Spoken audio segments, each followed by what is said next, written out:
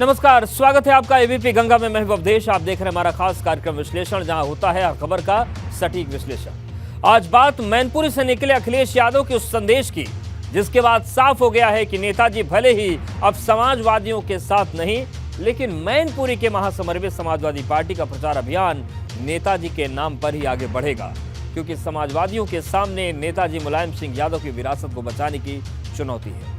आगे बात होगी खतौली और रामपुर के रण में भाजपा के बाहुबली प्लान की, जिसने खतौली में जयंत चौधरी के सामने कड़ी चुनौती खड़ी कर दी है। तो आजम खान के लिए भी रामपुर सीट पर होने वाला उपचुनाव कड़ी परीक्षा साबित हो सकता है, क्योंकि रामपुर की राजनीति में आजम खान का धुर विरोधी अब भाजपा के साथ है। भाजपा ने काशी से 2024 लोकसभा चुनाव के लिए दक्षिण भारतीय राज्य तमिलनाडु के लिए भी प्लान तैयार कर दिया है। तो कहीं मत जाइए, बने रहिए हमारे साथ, क्योंकि अब होगा विश्लेषण।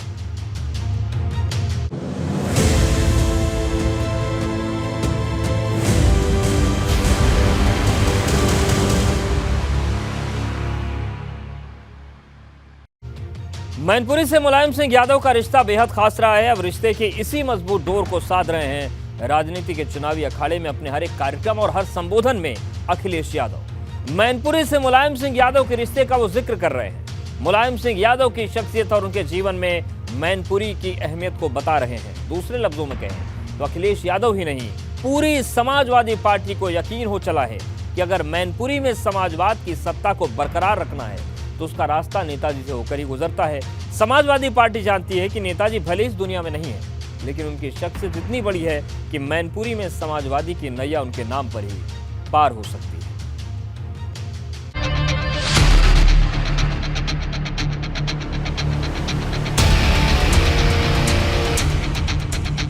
सहानुभूति के पथ पर समाजवादी सियासत। अखिलेश आर्मी बचाएगी मुलायम सिंह की सियासी विरासत। समाजवादी पार्टी के सामने मैनपुरी सीट पर कब्जा बरकरार रखने का बड़ा चैलेंज है। ऐसे में हर बदलते दिन के साथ समाजवादी पार्टी की सक्रियता मैनपुरी संसदीय क्षेत्र में बढ़ती जा रही है। मैनपुरी के महामुकाबले में खुद समाजवादी पार्टी के अध्यक्ष अखिलेश यादव ने कमान संभाल ली है, जो मुलायम सिंह यादव के मैनपुरी से अटूट रिश्ते में जीत का रास्ता तलाश रहे हैं। देश में कम नेता होंगे जिन्होंने पार्टी अपने सामने बनाई हो और जो सिद्धांत उन्होंने दिया है, उनके ना रहने पर बहुत से अखबारों ने तरह तरह की बातें लिखी, उनके हर पक्ष को लिखा। और एक अखबार ने लिखा कि अगर समाजवाद का कोई मास्टर है तो वो नेताजी हैं, जिन्होंने देश को समाजवाद दोबारा लौटाने का काम। अखिलेश यादव हर सभा, हर संबोधन में नेताजी का जिक्र कर रहे, बता रहे कि नेताजी की शख्सियत क्या थी, नेताजी के लिए मैनपुरी की अहमियत क्या थी। वरना कोई चुनाव रहा होगा, नेताजी वोट मांगने के लिए आए और नेताजी को नेताजी बनाने का काम ही मैनपुरी की जनता ने किया। इसलिए पहला चुनाव और पहला ऐसा समय है जब आप वोट डालें जब नेताजी नहीं है।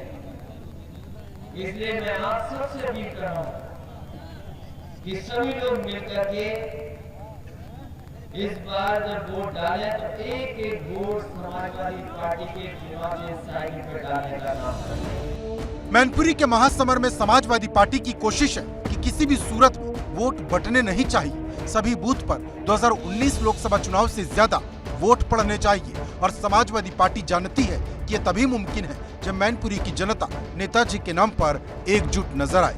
जाहिर है हर मंच से हर एक नेता के संबोधन में नेताजी का नाम इसकी बड़ी वजह है।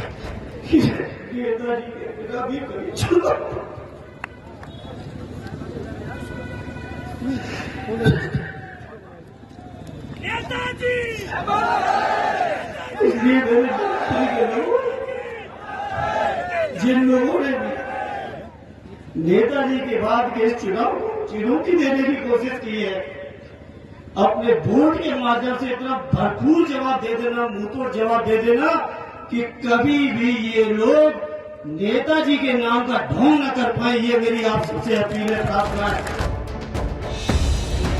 मैनपुरी के किशनी में पहली बार समाजवादी पार्टी की प्रत्याशी डिंपल यादव ने कार्यकर्ताओं को संबोधित किया, जिसकी शुरुआत उन्होंने नेताजी के नाम से की।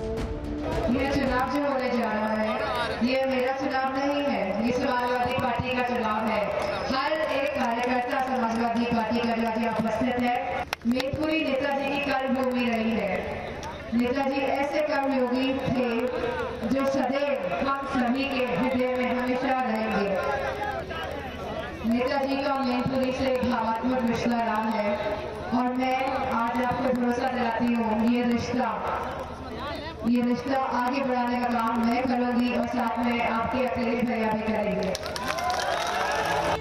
मतलब साफ है कि भले ही नेताजी के निधन के बाद समाजवादी पार्टी पहली बार किसी चुनाव में है और सामने नेताजी की सियासी विरासत को बचाने की चुनौती है, लेकिन नेताजी की कमी को समाजवादी पार्टी ने अपनी कमजोरी के बजाय हथियार बना लिया है।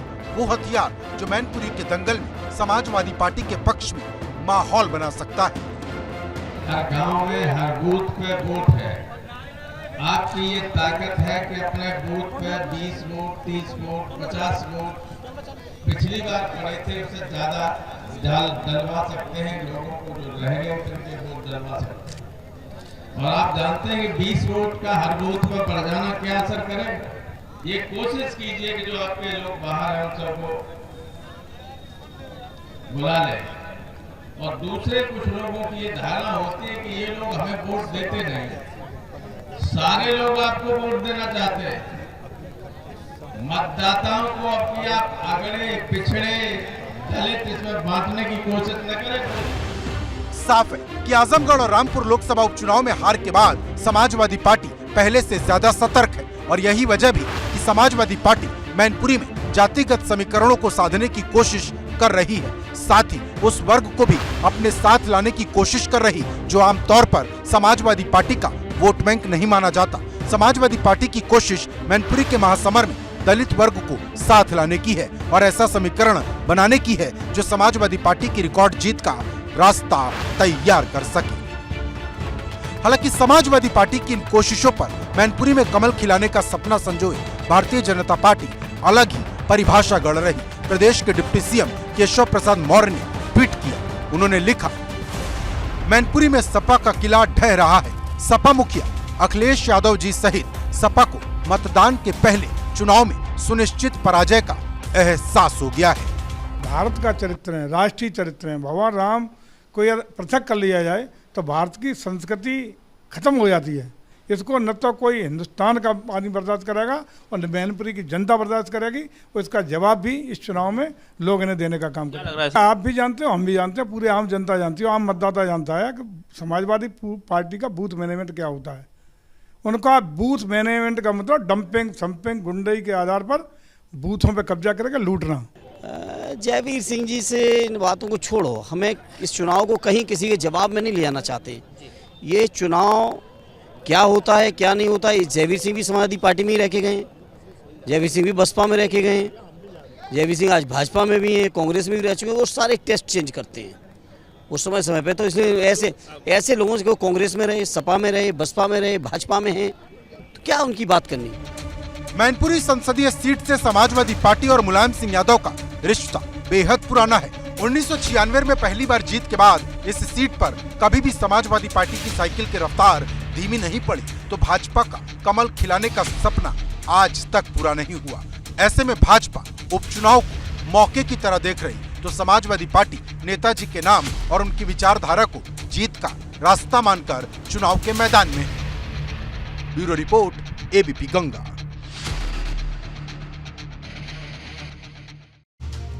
मैनपुरी में नेताजी के नाम पर समाजवादियों का जोश आई है, तो रामपुर और खतौली में विधानसभा उपचुनाव में भगवा कैंप की रणनीति रालोद और सपा के लिए मुश्किल खड़ी कर सकती है, क्योंकि खतौली में भाजपा ने रालोद प्रत्याशी मदन भैया की बाहुबली छवि को सियासत के आसमान में तान दिया है, जिसके सिरे से खतौली के दूसरे तमाम मुद्दे गायब हैं। चर्चा बाहुबल के इर्द गिर्द सिमट गई है, तो रामपुर में आजम खान के सामने भाजपा की नई चाल सियासत में उबाल लेकर आई है, क्योंकि रामपुर की सियासत में आजम खान के धुर विरोधी नवाब काजिम अली खां भाजपा के साथ खड़े हो गए।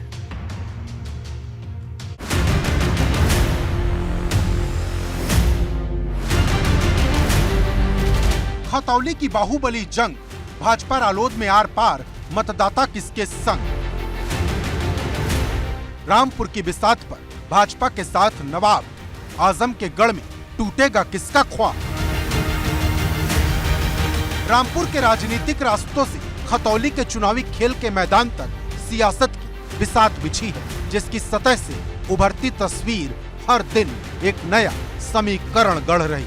रामपुर के राजनीतिक रण क्षेत्र से उभरी इस तस्वीर में शामिल चेहरों पर नजर डाली और समझिए कि भाजपा ने आजम खान के गढ़ रामपुर को फतेह करने के लिए क्या रणनीति बनाई है। नवाब काजिम अली खान उर्फ नवेद मियां रामपुर में आजम खान के धुर विरोधी हैं। दूसरा, वो मुस्लिम समुदाय से आते हैं। ऐसे में सीधे तौर पर नवाब काजिम अली खान का भाजपा को समर्थन नए समीकरण बना रहा है।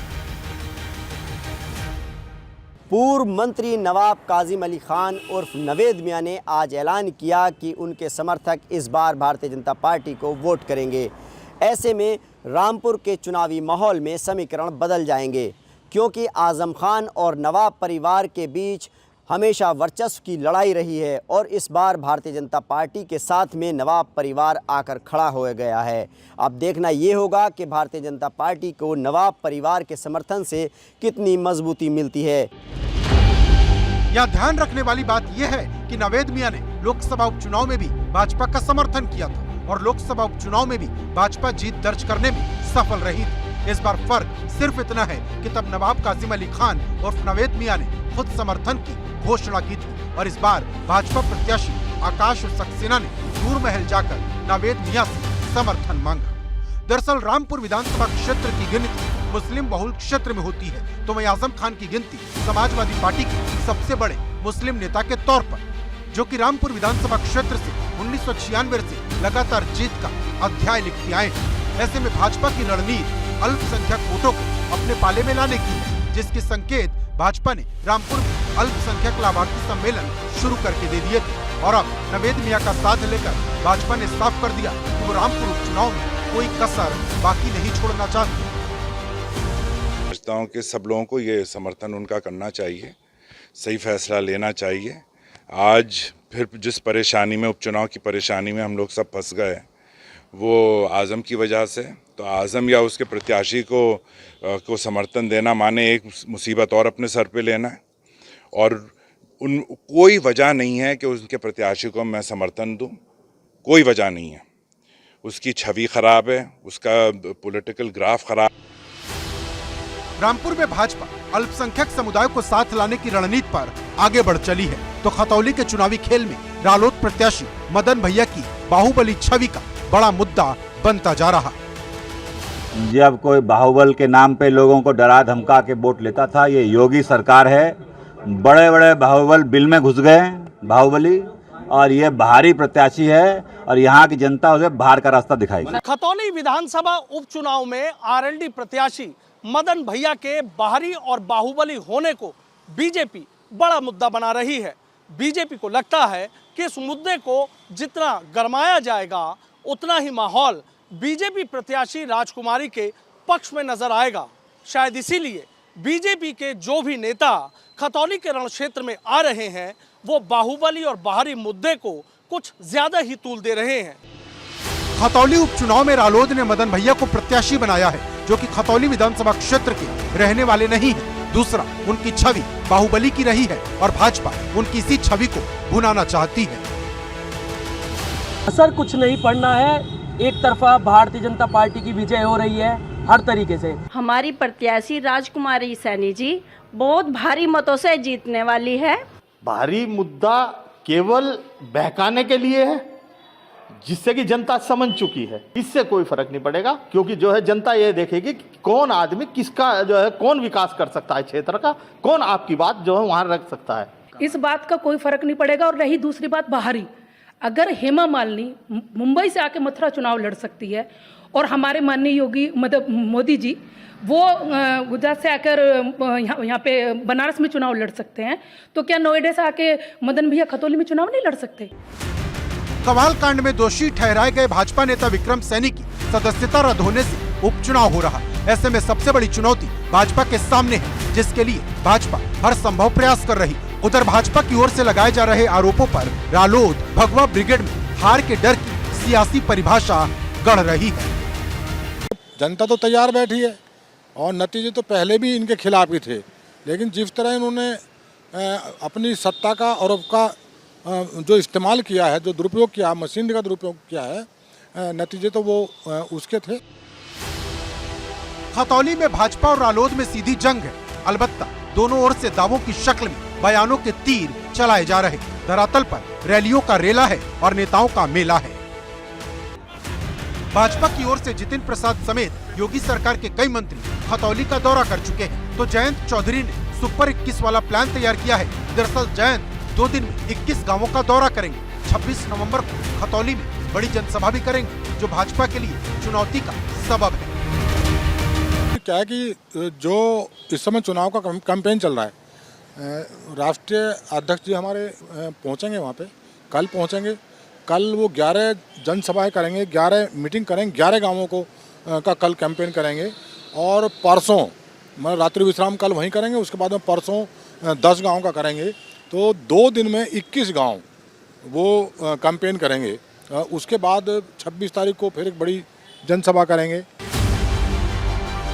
भाजपा के लिए चुनौती इतनी भर नहीं है। नोएडा के श्रीकांत त्यागी केस से नाराज त्यागी समाज ने भी भाजपा के खिलाफ बिगुल फूंक दिया है। हालांकि इसका असर क्या होगा और भाजपा के पास इसकी काट क्या है, अभी से कुछ कहना मुश्किल है। लेकिन इतना जरूर है कि त्यागी समाज की हुंकार ने सियासी सुरमाओं को धड़कने बढ़ा दी। Bureau report, ABP Ganga. केंद्र और उत्तर प्रदेश की सत्ता में काबिज भाजपा ने 2024 की चौसर पर उस छोर तक बिसात बिछानी शुरू कर दी है जिसका एक सिरा दक्षिण भारत से जुड़ता है। भाजपा ने संस्कृति और आध्यात्म को आधार बनाकर तमिलनाडु की सियासत में व्यूह रचना की तैयारी शुरू कर दी। दरअसल वाराणसी में कभी काशी तमिल संगमम का आयोजन किया गया, जिसका शुभारंभ खुद प्रधानमंत्री मोदी ने किया। कार्यक्रम में सीएम योगी समेत कई बड़े नेता शामिल हुए। इस दौरान जो संदेश निकला है उसे तमिलनाडु भाजपा के 2024 को लेकर बनाए जा रहे दक्षिण प्लान से जोड़कर देखा जा रहा है।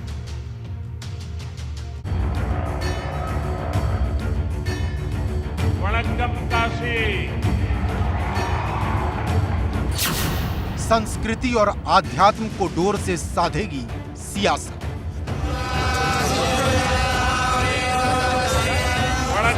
तमिलनाडु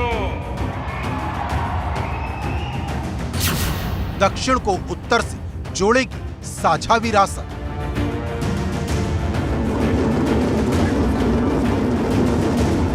जैसा कि नाम से जाहिर है, काशी की धरा पर आयोजित काशी तमिल संगमम कार्यक्रम 2 संस्कृतियों का संगम है, या फिर यूं कहें कि 2 अलग अलग संस्कृतियों की साझा विरासत को एक सूत्र में पिरोने की पहल। लेकिन इस पहल की एक डोर सियासत से भी जुड़ती है। वाराणसी भगवान भोले की नगरी है और तमिलनाडु में भगवान रामेश्वर की धरा।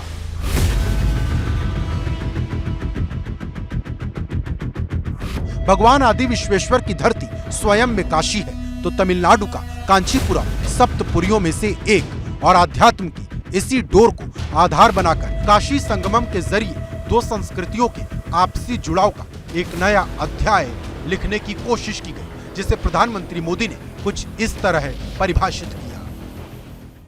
हमारे यहाँ ऋषियों ने कहा है, एको अहम बहुश्याम, अर्थात एक ही चेतना अलग अलग रूपों में प्रकट होती है। काशी और तमिलनाडु के कॉन्टेक्स्ट में इस फिलॉसफी को हम साक्षात देख सकते हैं। काशी और तमिलनाडु दोनों ही संस्कृति और सभ्यता के टाइमलेस सेंटर्स हैं। उत्तर भारत में स्थित काशी और दक्षिण भारत के राज्य तमिलनाडु में भगवान शिव शंकर आस्था का केंद्र है। लेकिन सिर्फ यहीं के डोर दोनों को आपस में नहीं जोड़ते। बनारस की साड़ी विश्व भर में मशहूर है, तो तमिलनाडु के कांजीवरम सिल्क की अपनी ही सत्ता और महत्ता है। काशी में बाबा विश्वनाथ है, तो तमिलनाडु में भगवान रामेश्वरम का आशीर्वाद है। काशी और तमिलनाडु दोनों शिवमय है, दोनों शक्तिमय है। एक स्वयं में काशी है, तो तमिलनाडु में दक्षिण काशी है। काशी कांची के रूप में दोनों की सप्तपुरियों में अपनी महत्ता है। काशी के धार्मिक महत्व के कारण देश के सभी भागों के लोग सदियों से यहां आते रहे हैं, जिससे गंगा जी के तट पर बसी यह पवित्र नगरी भारत की धर्म, संस्कृति और आध्यात्मिक चेतना का केंद्र बनी हुई है। लेकिन यहाँ से सवाल उठता है, क्या दो संस्कृतियों और क्षेत्रों के बीच इन्हीं समानताओं को आपस में जोड़ने की कोशिश की गई या फिर इसके पीछे कोई सियासत भी छिपी है? काशी तमिल संगमम कार्यक्रम से प्रधानमंत्री मोदी के विपक्ष पर किए गए हमले में छिपे सियासी संदेश को आसानी से समझा जा सकता है। हमें आजादी के बाद हजारों वर्षों की इस परंपरा को, इस विरासत को मजबूत करना था, इस देश का एकता सूत्र बनाना था, लेकिन दुर्भाग्य से इसके लिए बहुत प्रयास नहीं किए गए। काशी तमिल संगमम आज इस संकल्प के लिए एक प्लेटफॉर्म बनेगा। ये हमें हमारे इस कर्तव्यों का बोध कराएगा और राष्ट्रीय एकता को मजबूत करने के लिए ऊर्जा देगा। दरअसल कर्नाटक को छोड़ दे तो भाजपा दक्षिण राज्य के किसी भी राज्य की सियासत में बड़ी भूमिका में नहीं है, और अगर सियासत के पन्नों को पलटे तो पता चलता है कि तमिलनाडु की पूर्व मुख्यमंत्री जयललिता और करुणानिधि के निधन के बाद भाजपा की कोशिश रही कि किसी भी रूप में तमिलनाडु में अपनी उपस्थिति दर्ज कराई जा सके। ऐसे में वाराणसी में आयोजित काशी तमिल संगमम कार्यक्रम को भी सियासत से जोड़ा जा रहा है। Bureau report, ABP Ganga.